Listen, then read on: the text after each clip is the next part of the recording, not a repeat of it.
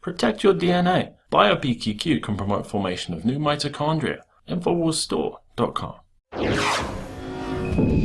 I'm joined now by Mark Gallagher and his lawyer, Richard Luthmann. Now, Mark, you are apparently well known around the New York area, especially around Rockefeller Plaza, for being a Donald Trump supporter and a Bill Clinton rape protester. Tell me, when did you decide to go ahead and don the Bill as a rapist shirt and start your protests? I heard about the contest from one of my friends. He said, it's a great way to earn some cash, pay off my student debt. And all I had to do was order a T-shirt and stand in front of a live segment. I thought it was easy enough for $1,000. Easy enough to win the $5,000 if I had just said that Bill Clinton was a rapist. I mean, there's no shortage of allegations. So, I saw it as a kill two birds, one stone, express my political views and win some money at the same time. Yeah, and look at that. A Trump supporter who goes out and tries to use the means of capitalism to pay off a student debt instead of looking to the government or a candidate for president to just magically erase it. Now, you went and you tried this on ABC, you tried it on Fox and Friends, and then the most recent one, NBC, and this is where the lawsuit begins, and this is where Richard Luthmann enters the picture. They roughed you up. Tell me exactly, what was the experience when they found you getting your sign on their set? I didn't have a sign. I had a T-shirt that condoned the Bill Clinton iconic picture and the word rapist underneath. I was in the audience just talking with some old ladies about my dogs, and out of nowhere, I felt a grasp on my left upper arm, my bicep area, and the back of my left neck, and I was told to please come with them, and they rather forcibly removed me from where I was standing. So you didn't even have a sign, and you had your shirt on, and my understanding is you still had your shirt on top of it buttoned up? Yeah, I had a hoodie on top of that white shirt right there, still buttoned up, so that way you can possibly just see his hair. It wasn't buttoned down any further than that. So you think that they knew who you were because of similar protests you've done and targeted you specifically, and then do you think they were even perhaps more physical? And Richard, you can comment on this too, more physical with you because of your past and because you like Donald Trump? I do think that they knew me because of what I had accomplished the day before with Good Morning America, which, by the way, only had to tell me to step back 10 feet out of camera range. They didn't even lay a hand on me, and I complied with them. But the video is on YouTube from Good Morning America. It's clearly visible that the security force and even NYPD officers act like gentlemen, and Mark acted like a gentleman. He was there. They came up to him. They said, could you please move? He said, sure. And he took a step back out of camera range. He was respectful. They didn't lay their hands on him. It was the regular discourse that you expect in society, in civilized society. But in NBC, you had a pack of goons. These guys came over. They manhandled him. They put their hands on him, the first two. Then it becomes a scrum. Two and three more. It was probably 4 or 5 from Mark's recollection that were huddled around him, that rushed him from the front by the barricade all the way outside of the 30 Rock property onto the street, and they get struck by a car. Then when the car comes and knocks them all over, then he gets hit in the back of the head with a radio. He gets hit in the back of the head with a knee. He gets roughed up, and then they have NYPD, we believe to be counterterrorism plain clothes, and they said, do we have to tase you? Do we have to tase you? To which Mark says, what's going on? I'm giving myself up. I'm not trying to do anything. What? I got jumped by these goons. This is something that you would never expect. He didn't do anything violent to provoke this. He was just targeted because he's a Donald Trump supporter. Yeah, and this is obviously a message that NBC doesn't want to get out there. I would imagine that's because perhaps somebody is more leaning towards Hillary at the top of that organization, but that's another conversation for another day. Now, I'm seeing that there are sums north of $50 million that could be on the back end of this lawsuit. I'm sure that the NBC goons and whoever sent them after you were not expecting you to litigate. What type of claims exactly are we looking at here? Well, this is very clear assault and battery. They should never have put their hands on him. But more so than that, it looks like this is the culture of the goon squad that you have here. These are the same goons that service Alec Baldwin and all the other crazy liberals up there at 30 Rock, and they think they can get away with impunity. So we think that it's the high-ups there. It's a policy as of NBC Universal, who manages the property, and Tishman Speyer, who manages the property, and NBC Universal with the Today Show, and also the property owner themselves. They all have liability. They have a vicarious liability, and concerted action liability for the actions of these goons. It doesn't look like there was any protocol in place. It was a free-for-all. Where else in civilized society you have it where five guys can scrum up against a 23-year-old social worker who works with special needs kids? He wasn't doing anything other than talking to two nice ladies from Louisiana about their dogs. And then they cause all this harm to him. They bring him in there, they manhandle. They take one of those radios and they smack him in the back of the head with it. This is outrageous. And so the punitive damages are based on the outrageous conduct of NBC Universal, of Tishman Speyer, the property manager, and of the property owner themselves. Beyond that, NBC Universal has insofar as they're a news gathering outlet, they have they stand behind First Amendment protections all the time. They say they can news gather and they have a right, a freedom of the press. Yet they're trying to take my client's First Amendment rights and stifle them. And yet he didn't even make any First Amendment expression to that point. They just had him on the list.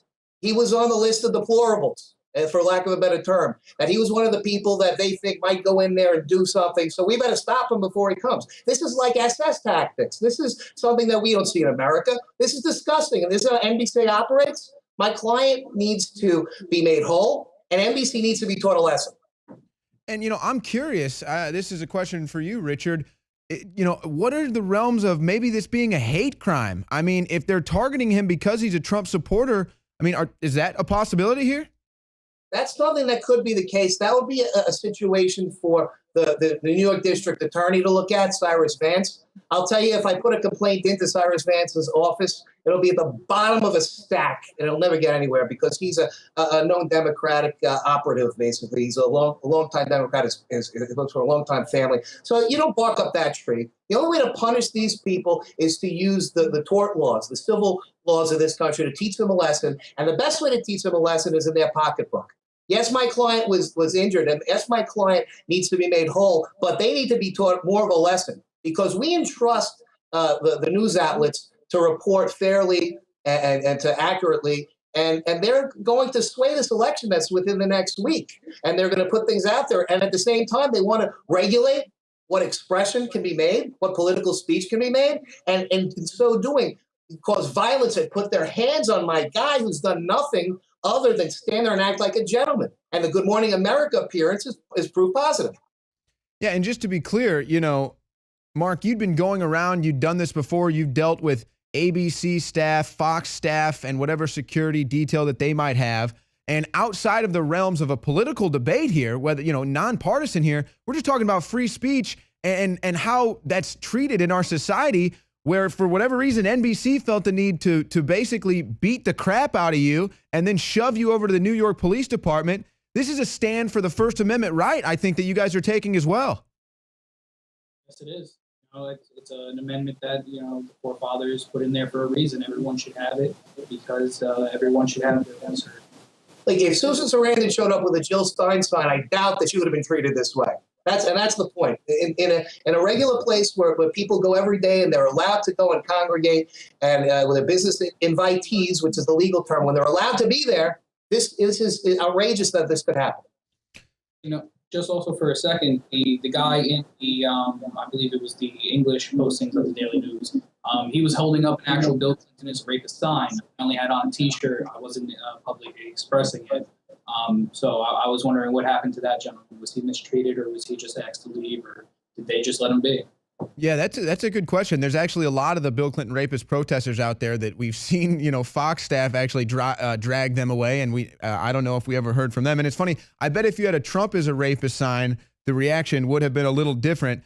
Now, I want to take this in a different direction here. Now, Richard, you've actually done a lot of political activism. You're a Democrat for Trump. And I'm just curious, there's a story here where you're going to deal with one lawyer who likes to play in the mud and put absurd documents and lawsuits on your desk. You're going to go Game of Thrones style on him. I'm curious, are you going to use that same tactic maybe to deal with these NBC staffers? You know what? It might be the way to go, because the whole basis of that case was we have a constitution.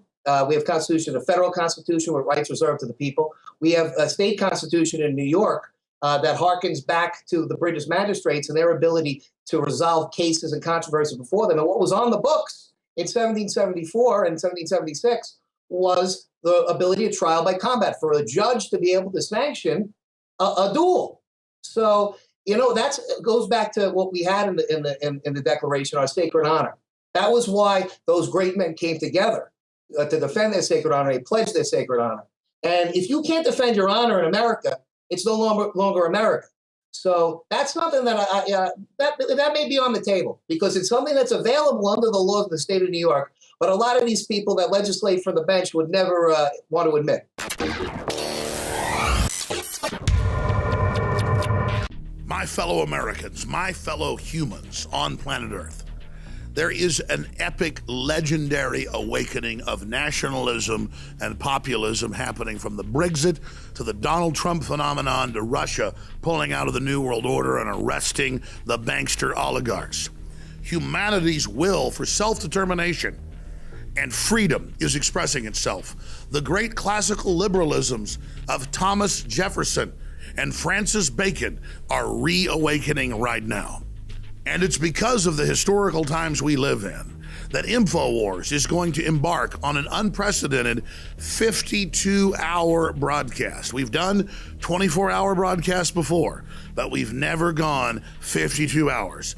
This Monday, from 11 a.m. Central, right through Tuesday, right into Wednesday, when the Wednesday show ends at 3 p.m. Central, we will broadcast for an unprecedented, legendary, over-the-top 52 hours live. The second great awakening is taking place. We are in the dawn of a new era of renaissance, of rediscovery and human liberty. Donald Trump, the Brexit, Infowars, Matt Drudge, Breitbart, WorldNet Daily, and so many others are only one small manifestation in the fire of liberty that is now exploding across the globe. You can see it in the news. You can feel it. You can witness it on the street. History's happening. They always say this election is the most important in our lifetimes, and we laugh it off. I wouldn't even get involved in past elections because they were so clearly frauds. This one's the big kahuna. A clear demarcation line, a crossroads between nationalism and tyranny, between Americanism and globalism. That's why we're doing this one time and one time only, because history's happening. A 52-hour live transmission kicking off Monday, November 7th, 2016 at 11 a.m., running right through Election Day the 8th, into the night at 3 p.m. and quite frankly beyond. It's historical, and it's part of overthrowing the dinosaur media, not just overthrowing the two-party corrupt system. I want to see 10 million viewers tune in over the 50-plus hours, and that's where you come in. You are the heart and blood of the InfoWar. If you spread the link to Infowars.com/show and point out that this is the alternative new media, this is the rebellion, this is the modern Paul Revere operation, then all of you are riding right beside us, not behind us. So spread the word, my Paul Reveres, no matter where you live in the world. To information warfare arms, the globalists are coming, and they will be met on the field. Infowars.com, powered by 1776.